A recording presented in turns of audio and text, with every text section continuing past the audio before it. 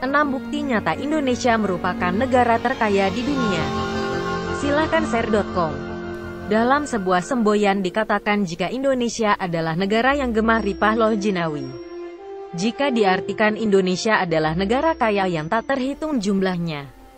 Kekayaan Indonesia mulai dari daratan dan lautan memang tak terhingga jumlahnya. Hal inilah yang dari dulu kita percaya, jika alam Indonesia memanglah sangat kaya.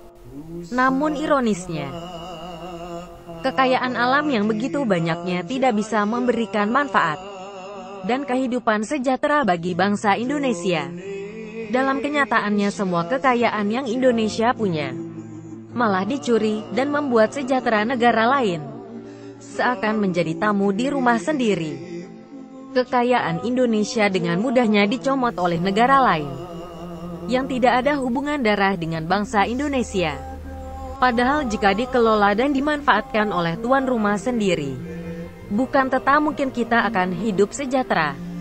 Negara kita akan menjadi negara termakmur di dunia. Berikut bukti bahwa Indonesia merupakan negara terkaya di dunia. 1. Indonesia kaya akan tambang, tetapi negara asing yang menikmatinya. Sebuah fakta yang menyakitkan di balik kayanya Indonesia ada negara asing di dalamnya. Bukan sebagai pekerja melainkan sebagai bos yang menjajah atas nama investasi.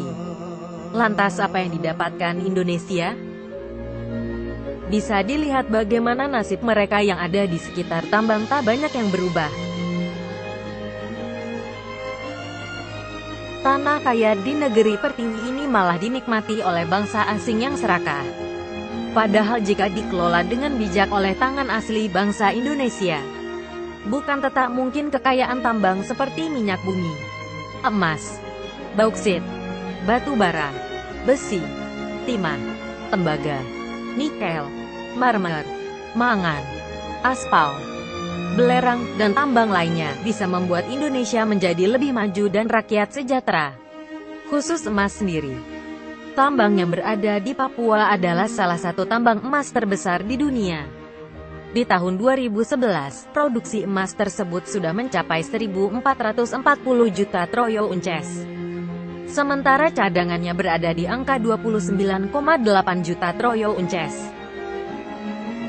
Sayangnya, jumlah yang demikian besar ini dikelola oleh PT Freeport Indonesia, yang artinya keuntungan emas milik Indonesia ini justru dinikmati oleh pihak asing. 2. Perkebunan Indonesia, kekayaan alam yang tembus pasar ekspor dunia. Bukan menjadi rahasia lagi jika tanah Indonesia sangat subur sehingga bisa menghasilkan berbagai macam hasil bumi. Hal ini juga yang menyebabkan dahulunya bangsa barat singgah di Indonesia dan kemudian menjajah Indonesia. Hasil perkebunan Indonesia memang melimpah ruah. Di antaranya yang menjadi salah satu yang terbaik di dunia adalah kayu manis, teh, kopi, jahe, kunyit, lengkuas, dan berbagai palawija lainnya.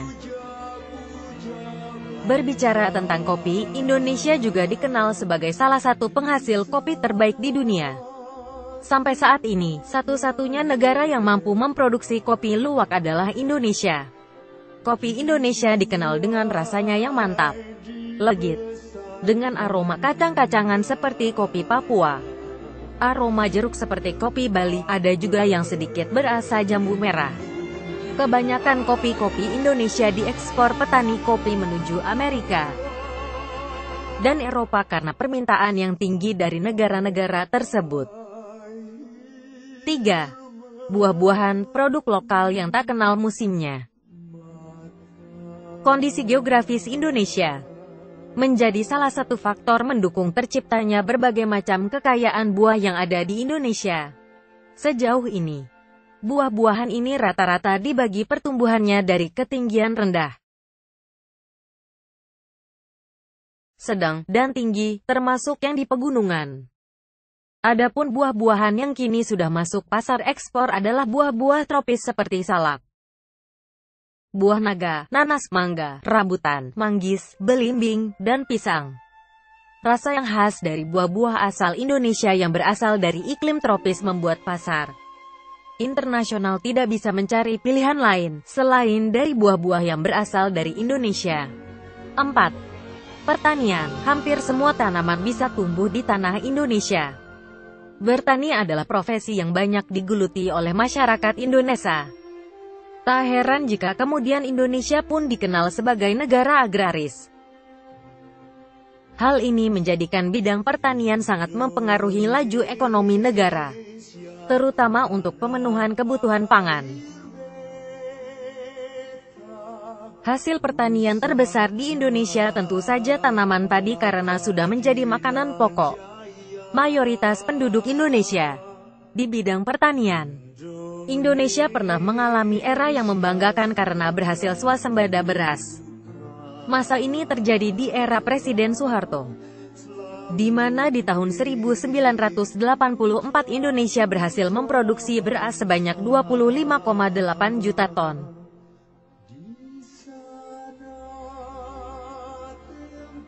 Padahal, di tahun 1969 beras yang dihasilkan Indonesia hanya 12, juta ton. Yang akhirnya memaksa Indonesia mengimpor beras minimal 2 juta ton tiap tahun. 5. Peternakan, kekayaan yang kurang dilirik pemerintah. Seiring dengan melimpahnya hasil pertanian, tentu saja akan diiringi oleh melimpahnya hasil peternakan. Indonesia sampai saat ini sudah mengembangkan berbagai macam peternakan meliputi ternak sapi, pedaging, sapi perah, kambing apedaging, kambing etawa, ayam kampung, ayam potong, ayam petelur, kelinci, kuda, dan sebagainya. Barometer keberhasilan bidang peternakan selalu terletak pada seberapa banyak daging sapi yang dihasilkan. Karena daging sapi inilah yang menjadi komoditi utama masyarakat Indonesia. Sayangnya, akhir-akhir ini pemerintah justru membuka keran impor sapi dari luar dengan lebar. Padahal daging sapi yang dihasilkan peternak lokal pun, jumlah dan kualitasnya tak kalah bersaing. Akibat kebijakan ini, tak sedikit pula yang ikut menyumbang kerugian bagi peternak-peternak lokal. 6. Perikanan, kekayaan laut yang sedang dilirik pemerintah. Potensi kekayaan laut Indonesia juga bisa dikatakan besar. Karena luas lautan Indonesia mencapai 70% dari luas keseluruhan wilayah Indonesia. Sekitar 14% dari terumbu karang dunia juga ada di Indonesia. Diperkirakan 2.500 jenis ikan, dan 500 jenis karang hidup di dalamnya. Dengan potensi ini, tahun 2007 produksi perikanan Indonesia mencapai angka 14.756,66 ton, di mana 13.283,2 ton di antaranya berasal dari perikanan laut, dan 1.473,46 ton sisanya berasal dari ikan air tawar. Dengan hasil yang melimpah ini, tidak bisa dipungkiri ada saja pelarut-pelaut asing yang mencoba mencuri ikan di perairan Indonesia. Untung di periode kali ini Kementerian Kelautan dan Perikanan, di bawah kendali Ibu Susi Pujiastuti, menjalankan tema besar untuk menangkap kapal-kapal pencuri ikan. Dengan langkah ini, diharapkan tingkat penjarahan ikan di Indonesia dapat diturunkan serendah mungkin. Dengan potensi kekayaan alam Indonesia yang luar biasa tersebut, jika dikelola dengan baik dan tidak ada korupsi, maka julukan Indonesia sebagai negara terkaya di dunia bukanlah mimpi semata.